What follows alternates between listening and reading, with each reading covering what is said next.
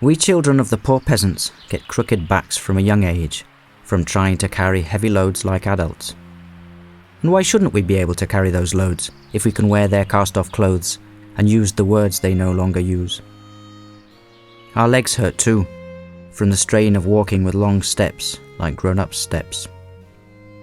Yes, it's tiring to be like the grown-ups, but what other choice do we have, as we were never allowed to be children? We were hardly ever allowed to play like the other children, because our parents couldn't afford the luxury of letting us play. Poor peasants can't even afford to take on a farmhand. That's why, from birth, we're raised to become farmhands ourselves. Strangers lean over us and whisper, "This one will make an excellent farmhand. That one will make a good maid." And if we ever do get to play, we will almost certainly play at being farmhands.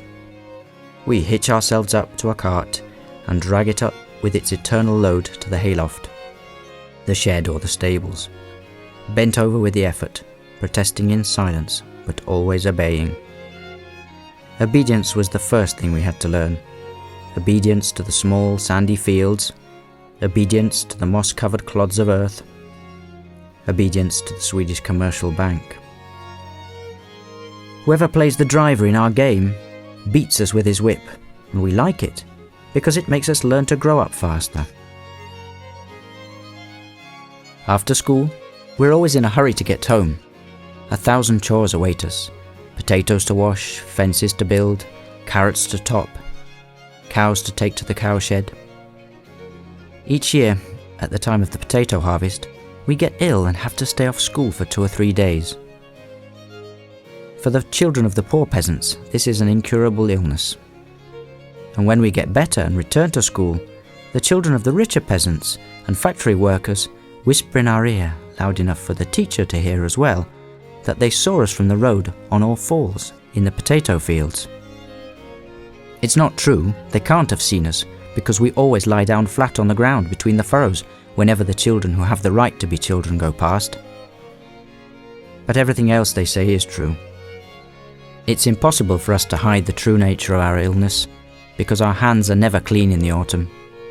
However hard we scrub and scrape with the brush, we can't get rid of the October dirt behind our knuckles and around our fingernails. No, we're not like the other children, but that's not what matters the most. What matters the most is to stop being children as soon as possible. If real children come and find us and want us to play their games, we feel ashamed. We take them behind a shed where no one can see us, and there we play their childish games. Of course, we're no good at them. We trip on the skipping rope and flick the marbles too hard. So our friends don't come back.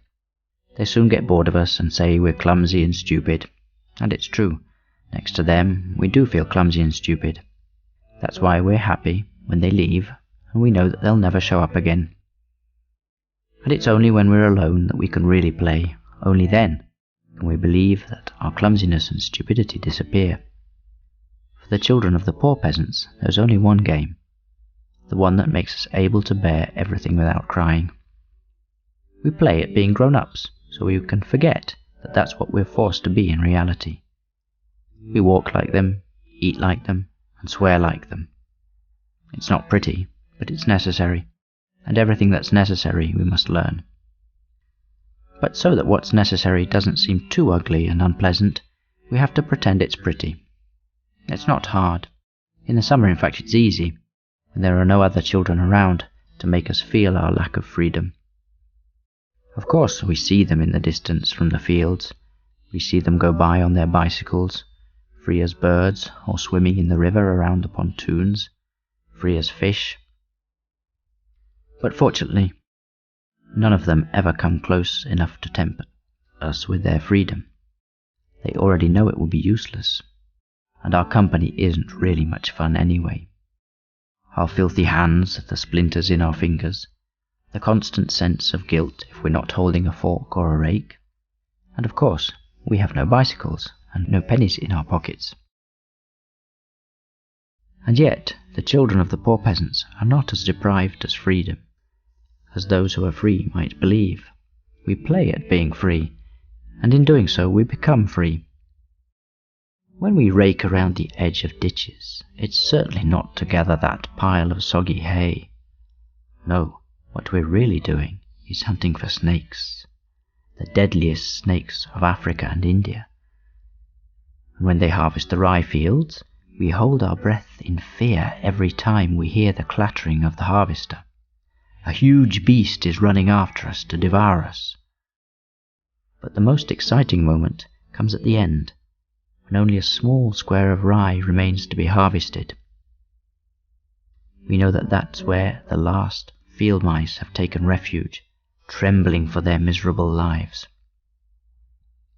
We, small binders of sheaves, small bearers of bloodied fingernails, make them much bigger than they are. We transform them into terrifying monsters of the jungle, growling tigers or pumas. But where we're happiest is in the darkness of the hayloft, when the hay rises and rises, taking us little hay pressers higher and higher towards the dangerous nails sticking out of the roof beams. Submerged in waves of hay which we must trample to get as much in as possible, we pretend it's water. We're shipwrecked in a stormy sea. It's dark, the waves crash over our heads one after another, but we always manage to get to safety. We see ourselves as invincible, even if the world doesn't see us that way. This is how the children of poor peasants transform their petty lives into something great, becoming the heroes of their own imagined dramas. And that's how it should be. The more miserable and deprived of freedom the life we are forced to live, so much more powerful become the fantasies of another life, a life of freedom and glory. No, there's no cause to pity ourselves when we play. It's when we lose the ability to play that we should be pitied. When we realize what we really are, then we'll want to cry. And naturally, every now and then, this realization is forced upon us. In lessons by the murmuring of classmates about how we missed school in October for the potato harvest, or by those endless lunch breaks when we try as best we can to hide our miserable sandwiches behind our satchels, or when we realize rumors are spreading that there are lice in our home. However, these are all things we manage to overcome. In the freedom of the hayloft, or the liberating darkness of the barn, we forget them almost entirely. But one day, something will happen which we'll be unable to forget. One day we'll be put back in our place so definitively that for a long time, maybe forever, we won't be able to escape ourselves anymore, even with games.